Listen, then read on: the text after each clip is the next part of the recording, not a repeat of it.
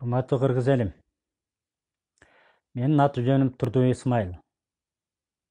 2 жумадан бери болуп аткан окуяларга көз карашымды билдирип коеюн жатам. Кубанычбек Жумалиев тууралуу.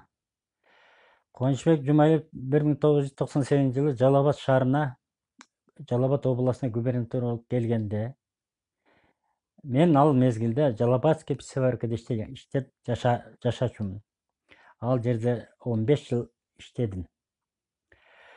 Кубанычбек мырза түштүктүн майлуу сүттүү жерлерине көз артып, көп жерлерди өзүнө менчиктештирип алды. Ошонун катарында Жалалабадский пивоварканы өзүнө алды. Ал жерге жетекчи кылып, директор кылып, өзүнүн бир тоон бажасы. Улуты көрк специалист шофер. Ал эмне кылды дейсиңерби? Бажалар биригип алып, бүт барын сатып талкалап Өзбекстанга. Шипирин шипирдей, тинекесин тинекедей, темирин темирдей, станокты станоктой кылып, жерин жериндей кылып, ал жагы буягы, ал жагы бул жагы болуп кетет. 60 здание бар болчу ал жерде. Жетектери менен сатып түптүз кылып таштады. Өзбекстанга, Анжан областына сатты. Ал Өзбекстанда пивоварка куруп алды.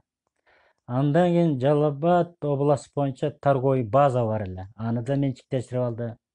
Аны бир тоон иниси Сапарбек оформить Шамалды сайда да бир чоң база бар эле. Аны да алды.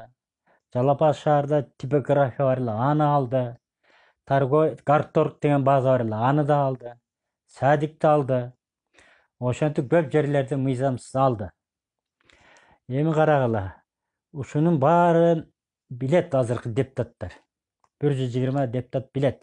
Бирөөсү да үн катпады. Элге чыгып акыйкатты айткан жок. Урматтуу Сооронбай Шарипович, ушул иштердин баарын өзүңүзгө көзөмөлгө алсаңыз жакшы болот. Бул жигитке баа берем мен. 6 миллион элдин ичинде ушул жалгыз өзү сурулуп чыкты. Молодец, элим, жерим деген ушул жигит айтса болот.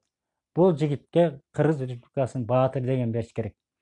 Урматтуу элим, Кыргызстан бир эле сыймык менен Адахан мырзага керекпи? Адахан да 10 жылдан бери какшап атат. Элим, жерим, чындыкты чыркырап айтып атат. Жакшы көңүл буруп айтат жогору жактагы жетекчилер. Урматтуу менен Исмаил, саламатта болуңуздар.